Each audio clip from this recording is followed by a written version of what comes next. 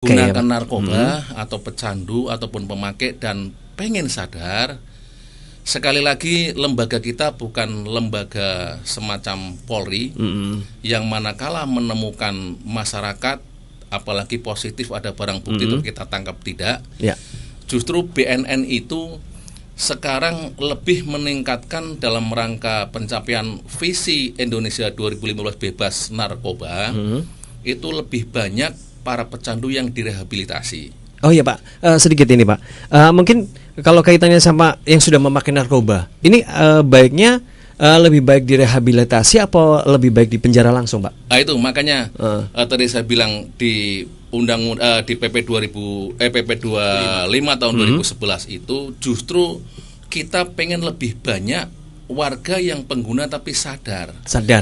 Kalau warga itu melaporkan ke IPWL, tadi kan sudah saya ceritakan di asesmen dan akan direhab sesuai dengan kecanduannya. Setelah itu yang bersangkutan akan diberikan kartu. Berarti yang bersangkutan mulai saat itu jelas menjalani rehabilitasi, baik jalan maupun inap sesuai dengan tingkat kecanduannya itu.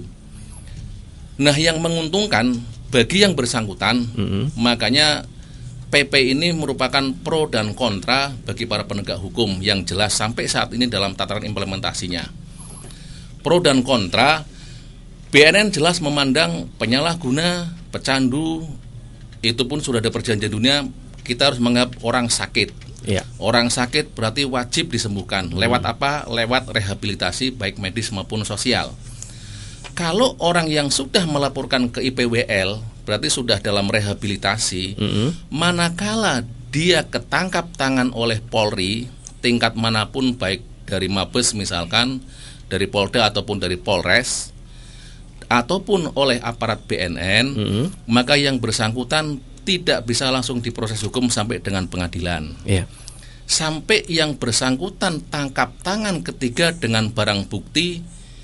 Ada yang sesuai dengan surat edaran Mahkamah Agung nomor 10 tahun 2000 nomor 4 tahun 2010. Itu misalkan yang bersangkutan membawa ganja 1 gram, membawa pil ekstasi 2,4 gram atau setara dengan 8 butir. Lebih banyak yang dikonsumsi gitu ya Pak ya? Bukan, tertangkap tangan dengan barang bukti yang semacam itu. Itu kan karena kita harus membedakan mana pengedar, dan mana pemakai. Kalau pengedar jelas sampai ke akarnya harus kita sikat, kita babat. Tapi kalau yang pecandu ataupun baru pemakai dan pengen sadar, itu makanya kita ada wahana atau tempat IPWL itu.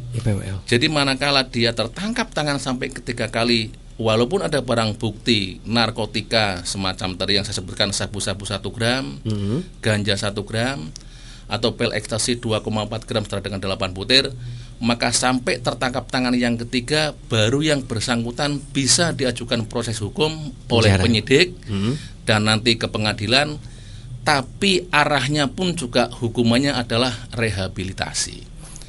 Jadi berdasarkan fakta dan pengalaman yang ada, kalau penyalahguna pecandu itu mendapatkan hukuman di lapas-lapas atau penjara yang biasa, dia tidak pernah hilang kesembuhan kecanduannya dari pengaruh keluar narkobanya. Bisa pakai lagi, tetap ya mengedar lagi. Keluar pakai lagi karena di sana tidak disembuhkan. Dan yang menjadikan kekhawatiran yang amat sangat itu, di penjara yang tadinya dia pengedar bisa naik kelas menjadi yang tadinya penyalahguna pemakai bisa naik kelas menjadi pengedar. Oke, terima kasih Pak Fri.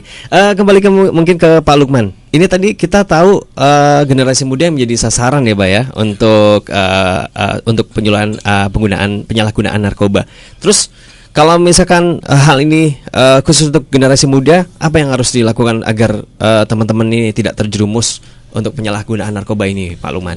Ya, tadi seperti saya sampaikan bahwa generasi muda itu waktunya lebih banyak, tenaganya lebih banyak, maka gunakan waktu dan tenaga yang dimiliki itu untuk hal-hal yang positif. Aktif di organisasi, senang di kegiatan olahraga, di kegiatan kesenian, itu hal-hal yang perlu dilakukan. Jadi saya sering bercanda ketika sosialisasi di SMA misalnya, saat remaja itu atau saat muda itu saat orang mulai jatuh cinta, gara-gara seorang cowok senang sama cewek ditolak, terus frustasi minum Narkoba. ekstasi, ya menggunakan narkoba. Iya. Itu kan keliru. Tapi kalau senang kesenian mungkin ada cowok senang ke cewek ditolak, tidak apa-apa, dia Tidak bikin apa-apa. puisi mungkin. Oh, gitu. Kecewaannya diluapkan dalam Untuk karya hal puisi. positif ya, Pak, itu ya. kalau senang kesenian. Oke. Jadi gunakan waktu dan tenaga yang ada untuk hal-hal yang positif.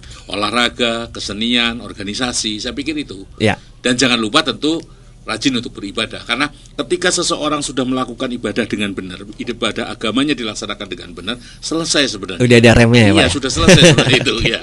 Oke, yang terakhir mungkin dari Pak Pri sendiri selaku Kepala Harian BNK Brebes, ada pesan tersendiri Pak untuk teman-teman muda Bumiayu dan juga warga masyarakat Bumiayu yang sedang mendengarkan di Iya. sore hari ini.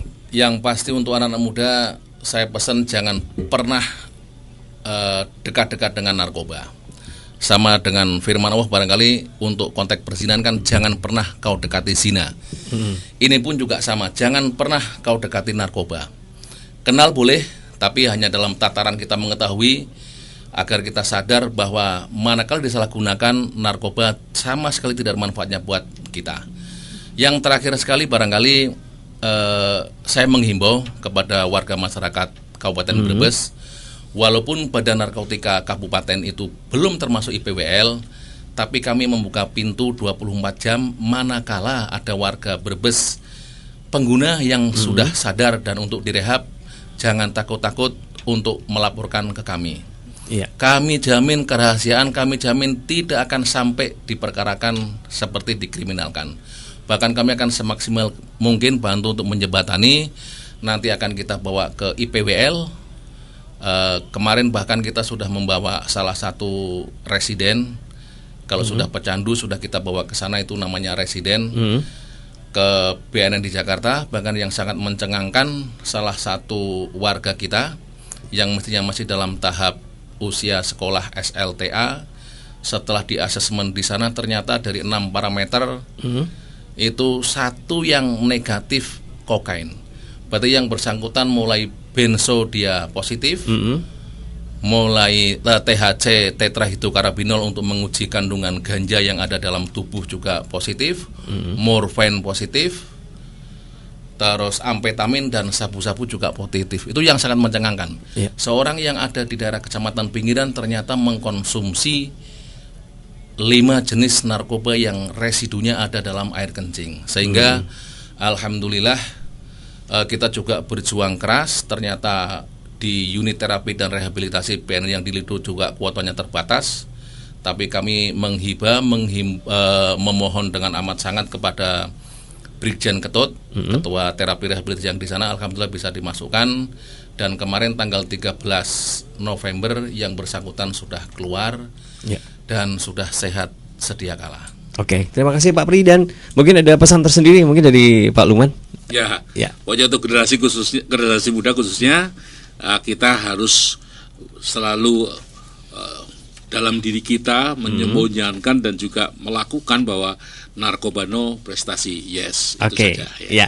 Terima kasih untuk Bapak Lukman Suwanto Esa selaku Kasih Pencegahan BNK Kabupaten Brebes sudah hadir di sini, dan juga Bapak Supriyadi Asos yang merupakan Kalahar Kepala Harian BNK Kabupaten Brebes. Dan sukses selalu untuk BNK Kabupaten Brebes Bapak, dan mudah-mudahan pesan kita di sore hari ini bisa lebih diterima dan juga lebih banyak memberikan pengetahuan untuk warga masyarakat Bumiayu dan juga sekitarnya. Sukses selalu Pak Lukman, Pak Pri, terima kasih. Dan langsung saja Rio sekalian pamit. Wassalamualaikum warahmatullahi wabarakatuh.